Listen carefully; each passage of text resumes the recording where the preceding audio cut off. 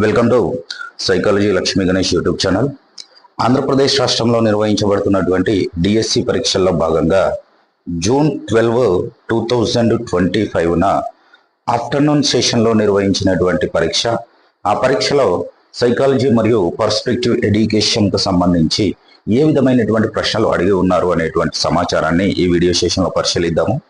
So చాలా మట్టుకు previous DSC పరీక్షలో వచ్చినటువంటి ప్రశ్నలు మళ్ళీ రాబోయేటువంటి పరీక్షలో ఎక్కువగా రిపీట్ అవుతూ ఉన్నవి.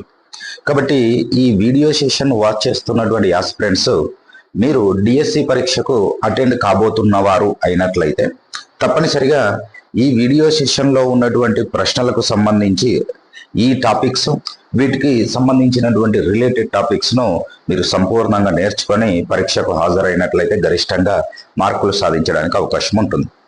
సో ఎన్సిఎఫ్ 2005 చాప్టర్స్ యొక్క ఆర్డర్ పైన క్వశ్చన్ చేసి ఉన్నారు నిన్న ఆఫ్టర్నూన్ సెషన్లో జరిగినటువంటి పరీక్షలో. సో మార్నింగ్ సెషన్లోని పరీక్షలో కూడా ఎన్సిఎఫ్ 2005 పైన క్వశ్చన్ చేసి ఉన్నారు. సో ఇంతకు పూర్వం జరిగినటువంటి పరీక్షల్లో కూడా ఎన్సిఎఫ్ 2005 పైన మనకు ప్రశ్నలు అనేవి వచ్చి ఉన్నాయి.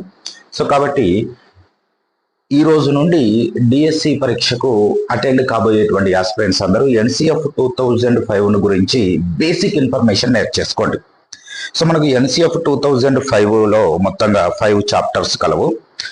ఈ ఎన్సిఎఫ్ 2005 యొక్క ప్రధాన ఉద్దేశం ఏంటి అంటే జ్ఞాన నిర్మాణం. సో ఎన్సిఎఫ్ 2005ను రూపొందించడం కోసం మనకు జాతీయ సారథ్య సంఘం అనేది ఉంటుంది. అందులో సభ్యులు ఎంతమంది ఉన్నారు, దాని చైర్పర్సన్ ఎవరు, అసలు ఎన్సిఎఫ్ 2005 ఏ మోటోతో, ఏ ఉద్దేశంతో ఆవిర్భవించింది. సో ఎన్సిఎఫ్ 2005లో ఉన్న చాప్టర్స్, దీనికి సంబంధించిన బేసిక్ ఇన్ఫర్మేషన్ గురించి నేర్చేసుకోండి. ఇందులో మొత్తంగా 5 చాప్టర్స్ ఉంటాయి. మొదటి చాప్టర్ వచ్చేసి దృక్పథము, పర్స్పెక్టివ్. రెండవ చాప్టర్ అభ్యసనము, జ్ఞాన నిర్మాణం, లర్నింగ్ అండ్ నాలెడ్జ్ కన్స్ట్రక్షన్. మూడవ చాప్టర్ వచ్చేసి విద్యా ప్రణాళిక అంగాలు, కరిక్యులర్ ఏరియాస్. ఈ విద్యా ప్రణాళిక అంగాలు అనేటువంటి చాప్టర్లోనే మనకు పాఠశాల దశలు అనేవి వస్తాయి. స్టేజెస్ ఆఫ్ స్కూల్, మదింపు, ఎవల్యూషన్, మూల్యాంకనం అనేది మనకు ఈ 3వ చాప్టర్లోనే రావడం జరుగుతుంది. 4th చాప్టర్ పాఠశాల తరగతి గది వాతావరణం, school and class room environment. ఇది 4వ చాప్టర్. 5వ చాప్టర్ సంస్కరణలు, రీఫార్మ్స్. సో ఎన్సిఎఫ్ 2005 వారు ఎక్కువగా ఈ సంస్కరణలకు ఎక్కువగా ప్రాధాన్యతను ఇవ్వడం జరిగింది. రీఫార్మ్స్కి ఎక్కువగా ప్రాధాన్యతనిచ్చారు. అంటే విద్యార్థుల పైన పరీక్షల యొక్క భారాన్ని, పరీక్షల యొక్క ఒత్తిడిని తగ్గించడం కోసము పరీక్షల్లో ఎక్కువగా సంస్కరణలు తీసుకొని రావాలి అని వీళ్ళు సూచించడం జరిగింది. Next question, in which records officials visits details will be entered. So మనకు రిజిస్టర్లో రికార్డులు అనేటువంటి టాపిక్ పైన రిపీటెడ్గా క్వశ్చన్ అడుగుతూ ఉన్నారు. సో మన వాట్సాప్ గ్రూప్స్, టెలిగ్రామ్ గ్రూప్స్లో ఉన్నటువంటి ఆస్పిరెంట్స్ అందరికీ నేను ఆ వీడియోను చాలా సందర్భాల్లో షేర్ చేసి ఉన్నాను. మళ్ళీ నేను ఆ వీడియోను మీకు షేర్ చేస్తాను. ఆ టాపిక్ను పరిపూర్ణంగా నేర్చేసుకోండి. సో మనకు పాఠశాలలో హానర్స్ రిజిస్టర్ లేదా దీన్నే గౌరవాల రిజిస్టర్ అంటాము. ఈ రిజిస్టర్ అనేది ఉంటుంది. సో పాఠశాలను ఎవరైనా అఫీషియల్స్ సందర్శించినట్లయితే ఆ వివరాలన్నింటినీ ఈ రిజిస్టర్లో ఎంటర్ చేయడం జరుగుతుంది. నెక్స్ట్ క్వశ్చన్, స్మృతి నిర్మాణంలోని 3వ దశ. మీకు మార్నింగ్ సెషన్లో జరిగినటువంటి పరీక్షలో స్మృతి నిర్మాణంలో ఉన్నటువంటి దశల యొక్క వరుస క్రమం పైన క్వశ్చన్ చేశాడు. ఆఫ్టర్నూన్ సెషన్లో 3వ దశ ఏంటి అని క్వశ్చన్ చేస్తూ ఉన్నాడు. అంటే మార్నింగ్ సెషన్లో ఏ టాపిక్ సంబంధించి క్వశ్చన్ అడుగుతున్నాడో దానికి రిలేటెడ్ క్వశ్చనే ఆఫ్టర్నూన్ సెషన్ కానీ లేదా మరుసటి రోజు జరిగేటువంటి ఎగ్జామ్లో అడుగుతూ ఉన్నాడు.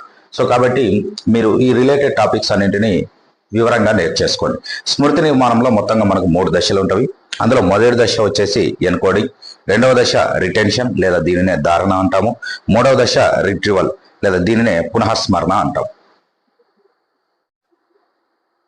Next question, mental age by chronological age into 100 that is equal to 50 అయిన ప్రజ్ఞాలబ్ధి వర్గీకరణలో అతడి స్థాయి.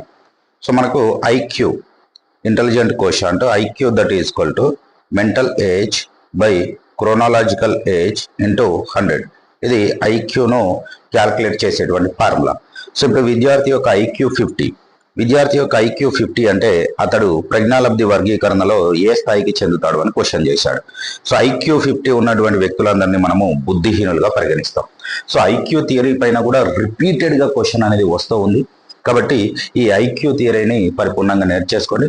మీకు స్క్రీన్ పైన డిస్ప్లే అవుతున్నటువంటి ఈ టేబుల్ ఏదైతే ఉందో దీన్ని పరిపూర్ణంగా నేర్చేసుకున్నట్లయితే మీరు ఒక ప్రశ్నకు సమాధానం చేసేటువంటి సామర్థ్యాన్ని పొందగలరు.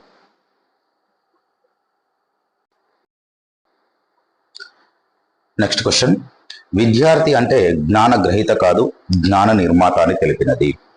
So knowledge should not received by a student, it should be creative అని తెలియజేసేది మనకు నిర్మాణాత్మకవాదం, కన్స్ట్రక్టివిజం. ఆ నిర్మాణాత్మకవాదం నుండి ఆవిర్భవించినదే national curriculum framework for school education 2005. So దీని గురించి తెలియజేసింది ఎవరు అంటే NCF 2005. NCF 2005 యొక్క ప్రధాన ఉద్దేశ్యమే జ్ఞాన నిర్మాణం, విద్యార్థుల్లో జ్ఞానాన్ని నిర్మింపచేయాలి. సో జ్ఞానము అనేది గ్రహించబడేది కాదు, అది నిర్మింపబడేది.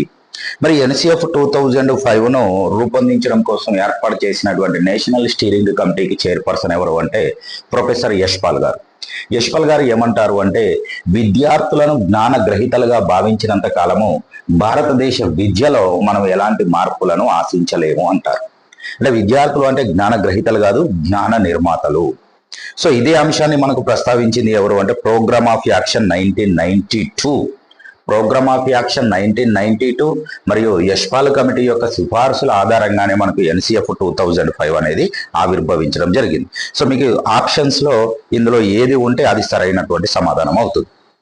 నెక్స్ట్ క్వశ్చన్, విలువలను ఏదేని ఒక పాఠ్యాంశంలో భాగం చేసి బోధించడంను తెలియజేయు ఉపగమము.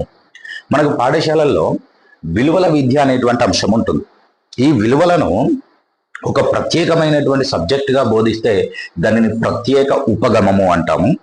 విలువలను ఏదేని ఒక సబ్జెక్టులో ఏదేని ఒక పాఠ్యాంశంలో భాగంగా బోధించినట్లయితే దాన్ని సమైక్య ఉపగమముగా పరిగణిస్తాము.